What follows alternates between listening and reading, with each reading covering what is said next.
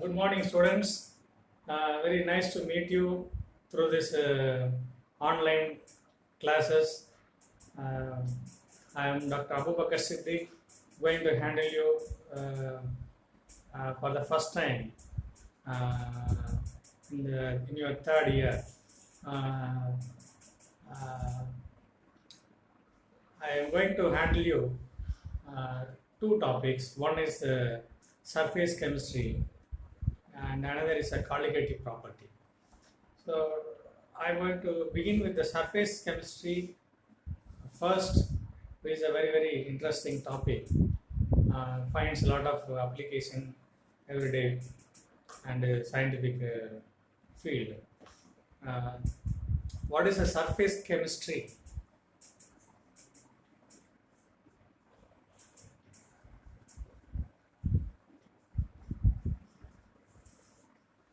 So this topic seems to be new for you. You might have heard about physical chemistry, organic chemistry, inorganic chemistry, and so on. Surface chemistry is something new for you. Uh, this is nothing but a science of a physical process or a chemical reaction that occurs at the surface of solid or a liquid. Okay. So, do reactions occurs at the solid? Yes, definitely. You know uh, the role of a catalyst. Okay, catalyst is a substance which helps to speed up the chemical reaction. Okay, the very mechanism behind catalysis is the surface chemistry. All catalytic reactions takes place only at the surface. Okay, catalytic reaction is an ideal example I can give you for this surface chemistry. Okay, so physical process. What does the physical process which takes place at the surface? Okay, molecules gets absorbed on the surface. Water vapors can be absorbed at the hot vessel. If you take a hot glass vessel and cool it at a room temperature, you can find fine droplets of water vapors condensed at the surface of the glass vessel. So you will find it as a pure water pools or oysters at the sides of the glass vessel. Okay. So this is a kind of a physical process. We call it as an adsorption. Okay. So what is the use of studying the surface chemistry? The surface chemistry is helpful in several scientific processes. It is used even today. Okay. You will find gas masks and at the industries. Even if you go to the cities, people used to wear gas masks while traveling in a two-wheeler in order to prevent themselves from atmospheric pollution. Okay, so whenever some toxic gases are introduced into the atmosphere, this gas masks used to filter away the toxic gases. Okay, so what is present in the gas mask are called adsorbents, and those adsorbents trap away or retain the toxic gases which are present in the atmosphere, so that you can inhale a fresh air without a pollutants. Okay, so this is one of the application of surface chemistry. Number two, as I told you, the principle of surface chemistry is used in the catalysis, particularly heterogeneous catalytic reactions. Okay. And surface chemistry is helpful in creation of very high vacuum. Okay, so vacuum inside a glass chamber or any built chamber can be created with the help of vacuum pump. However you try, you cannot eliminate the air because some traces of moisture will always be present in the closed glass vessel. And this how to remove the traces of moisture which are present in the glass vessel by using the adsorbents. If you spray out some silica gel, activated carbon, and apply the pressure with the help of external vacuum pump, you can create a very high vacuum which are useful to carry out certain physical or chemical reactions in day-to-day life. Okay, and surface chemistry is very much helpful in calculating the surface area of the solid material. Say, for example, the finely powdered material, okay, works as a better catalyst than a solid lump material. Okay, mainly because the finely powdered material possesses high surface area, okay, than a bulk or lump material. Then how to calculate the surface area, for which this Langmuir's theory of adsorption, Witt theory of adsorption, or which we are going to see in the future, will be very much helpful. Okay. Uh, Surface chemistry is used in medicinal field as well as, okay, in abroad. uh, the hospital used to give um, what do you call, charcoal biscuits, okay, for those who suffer from undiscovered stomach pain for a very long period, and for them this activated charcoal will be blended with the biscuits. Once the patient take up those biscuits and they go into the stomach, and this activated carbon trap away or absorb the toxins or unwanted material which are present in the stomach, which gets eliminated. So this way it is very much helpful in the medicinal field as well as, okay. So adsorption, you will find lot of role in microporous material, surface area calculation of microporous material, which are recently advancing. Okay, and now before you go into the topic, you must know what are the terms related to adsorption. Okay, so I'm not spelling out absorption. Okay, it's adsorption. ADSORPTION. What you have already heard is absorption. ABSORTION. Okay, the term adsorption is different from absorption. Okay, adsorption is a process which takes place only at the surface.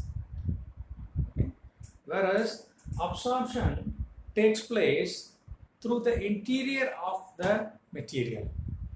Adsorption takes place at the surface of the material. Absorption takes place through the interior of the material. Okay, I can give you an example. When you buy some electronic gadgets or a material, it will be supplied to you in a packed container.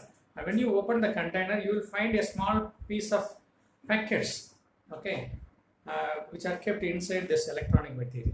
Okay, so I know, you may be knowing this usage of this packets. These packets contain a small amount of silica gel, and those silica gel helps to trap the moisture, which otherwise will contaminate the your electronic goods.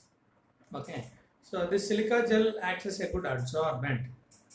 Okay, and in the process of decolorization of sugar, the normal sugar derived from canned sugar is colored by nature. Okay, and when we add activated charcoal, boil it, cool it, and then filter it, the filtered material can be crystallized. The crystallized material is decolorized. Okay, it looks very pure and white, okay, than normal sugar. Okay, so this is the process of adsorption. Okay, not absorption.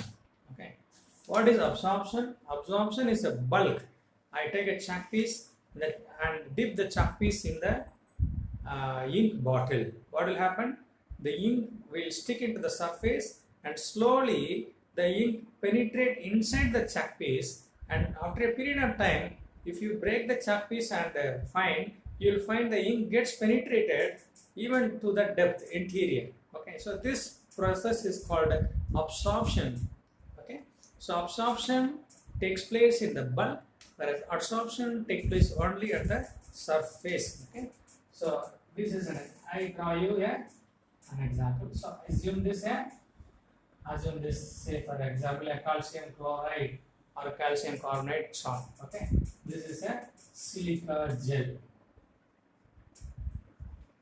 or activated carbon, something like that. Okay, and when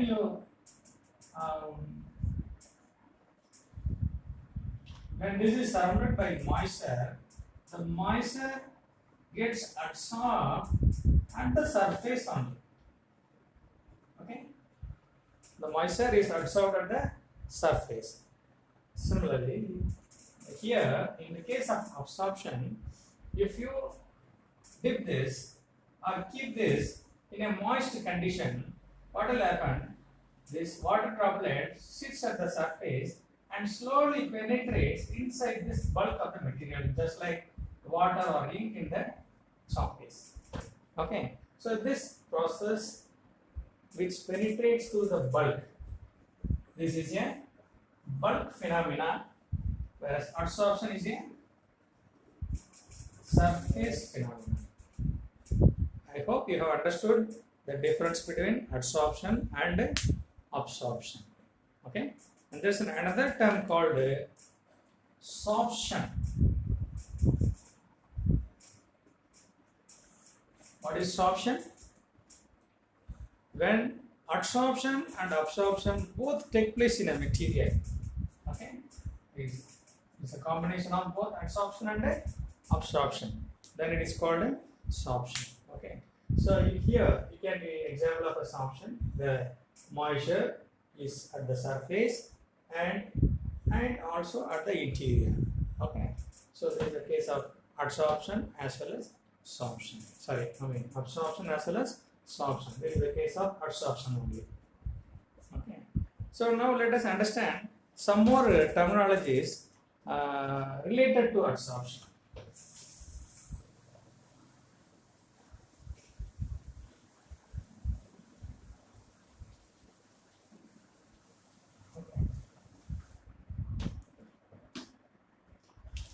So you have two terms. One is adsorbent. Okay. Another term is adsorbate. One is adsorbent.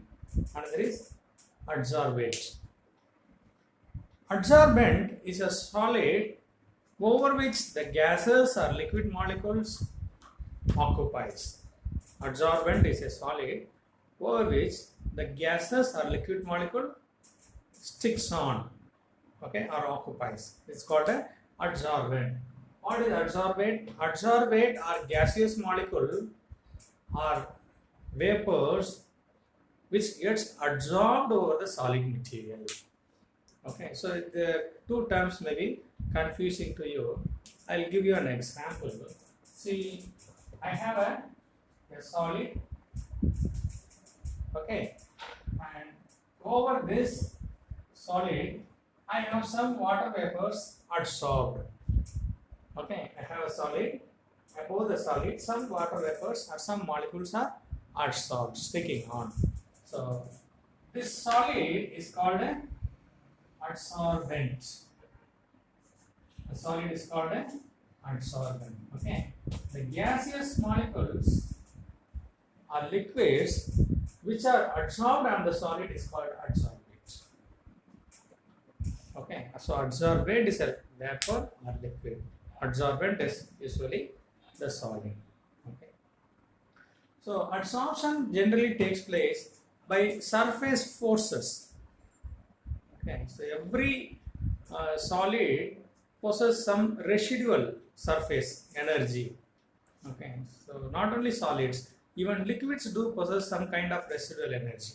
Okay, so you might have observed a kind of meniscus in the laboratory. So if you take a burette or a pipette, fill up with a liquid, you will find a kind of a bent surface at in the burette tip. Okay, so why does this liquid is bent at the surface?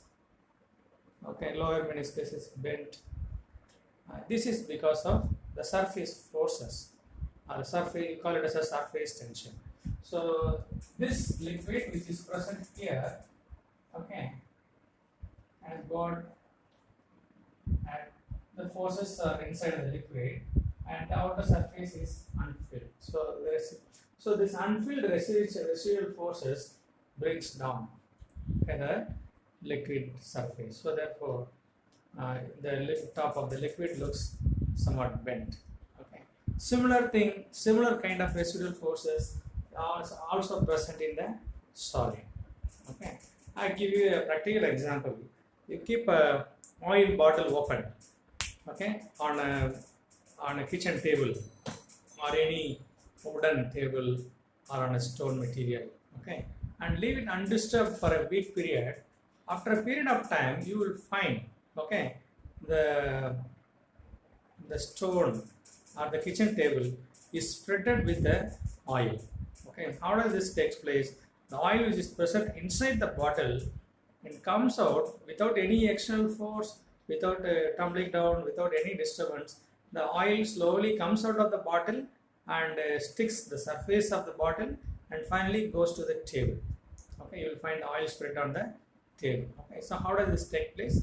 It's mainly because of the surface energy. Okay, so the main reason for absorption to take place on the molecule is the surface energy. Is it clear? Okay. Now I will discuss you the classification of absorption.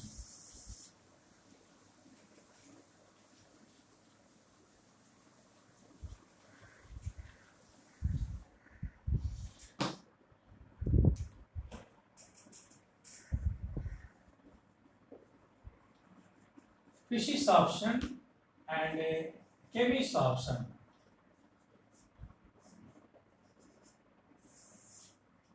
Physisorption and chemisorption. These two are the broad classification. Broad classification comes under adsorption. Okay. So, what is physisorption and chemisorption? From the word, you can catch up something. Okay, physisorption contain a term physi, something physical. Okay, chemisorption contains the term chemi, something chemical is taking place. So adsorption by physical forces, adsorption that takes place by physical forces is called a physisorption.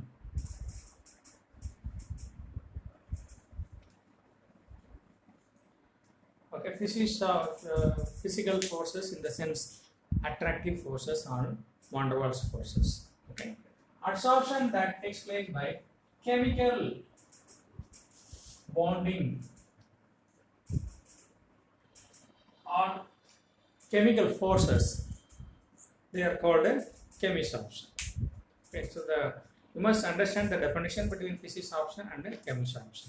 So both are surface phenomena in which in physisorption the adsorption takes place by physical interaction, mere by attractive forces. Okay, but in chemisorption, the adsorption takes place by chemical forces. Okay, like covalent bonding. It's called a chemisorption. And now, what is the example for physisorption and chemisorption?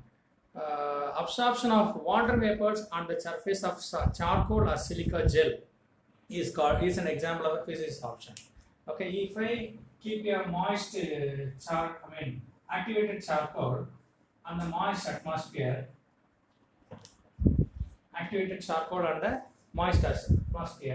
the moisture slowly gets absorbed at the surface. Okay, and this is not by any chemical force, just the surface force or van der Waals force, which are residual at the surface, retains the molecule by physical forces. Okay.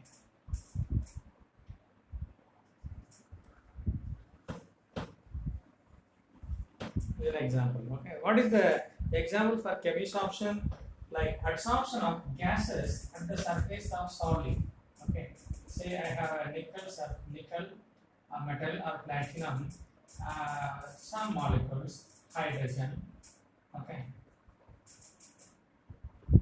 hydrogen molecule, which are adsorbed on the surface of nickel by chemical or covalent bonding is called chemisorption.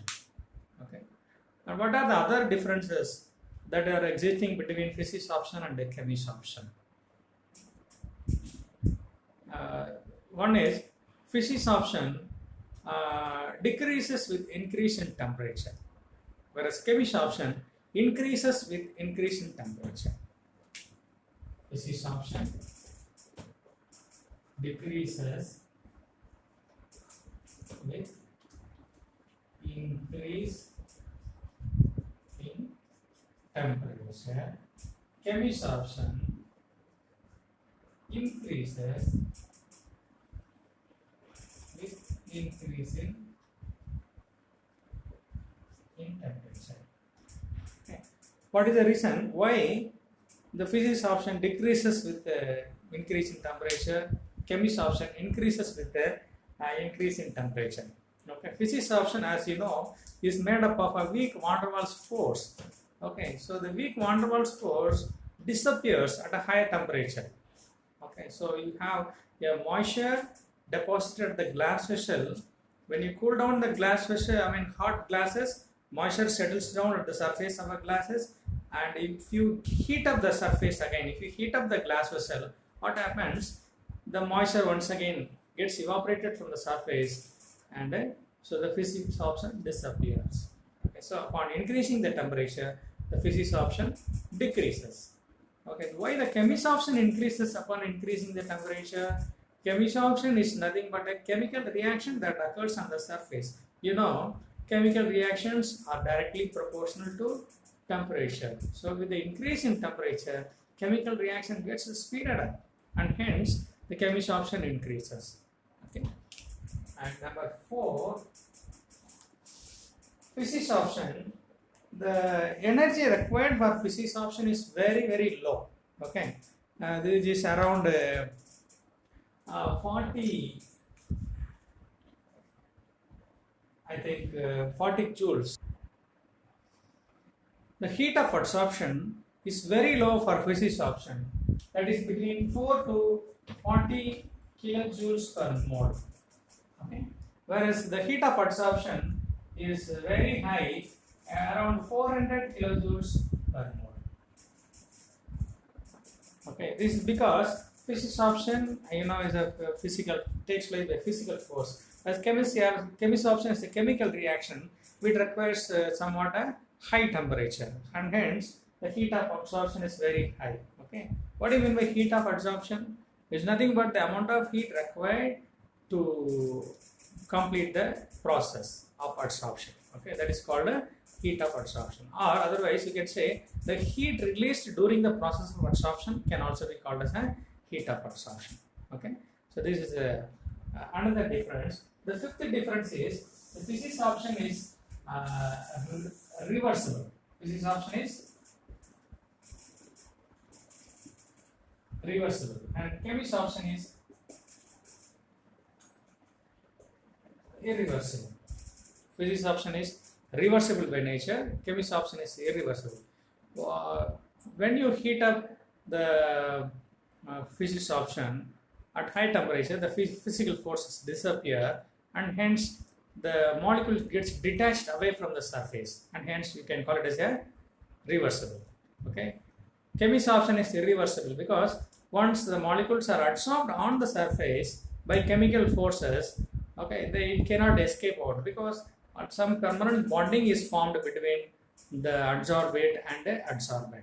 Okay, and hence it is called an irreversible process. Okay, and I tell you another difference between physics option and chemistry option. So the next difference is layer, formation of layer. So physics option is multi-layer, whereas chemistry option is mono-layer.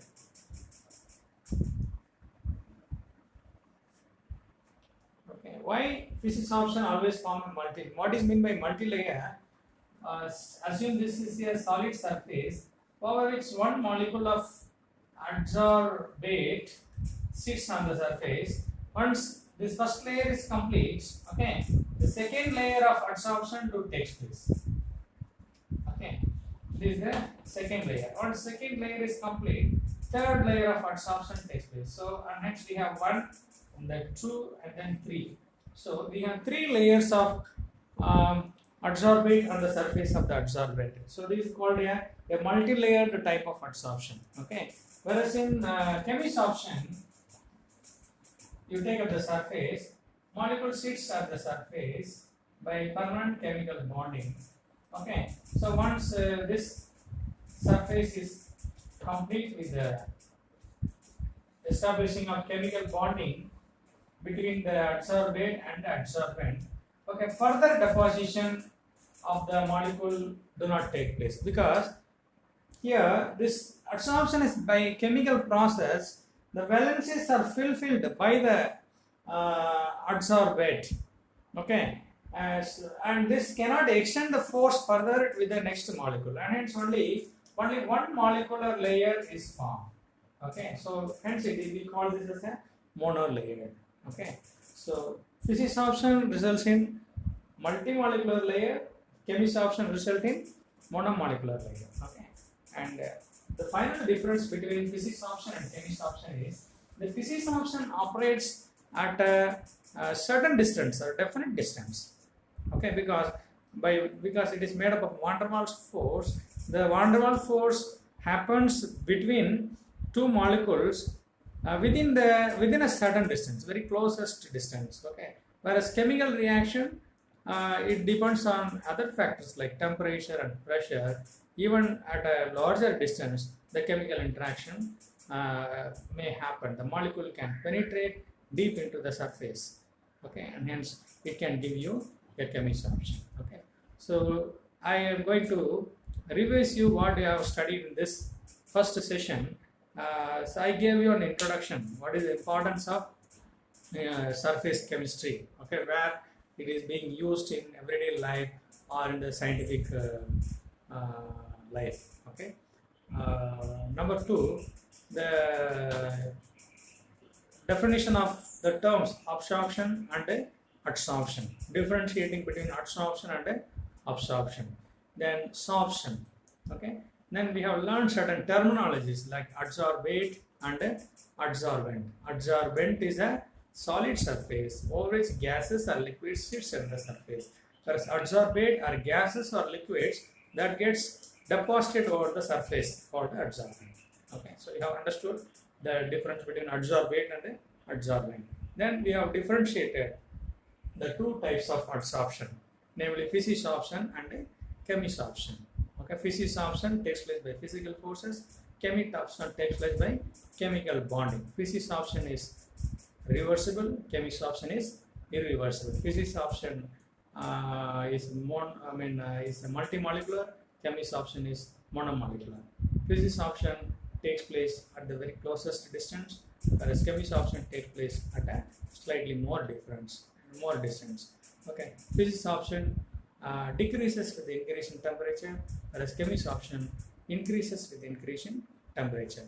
Okay, then one more point I have left out with respect to pressure. Okay, so physisorption increases with the increase in pressure. Okay, but chemisorption too, they increase with the increase in pressure. Because at a high pressure, the molecule comes closer and closer, and so the contact between adsorbate and adsorbent is more feasible. Okay, and hence physisorption increases with the increase in pressure. So I hope you have understood this topic, and if you have any doubts or clarification, you can raise your questions on the Google Classroom platform. I am ready to answer you or help you through my answers. Okay, till then, let us see you next class. Thank you.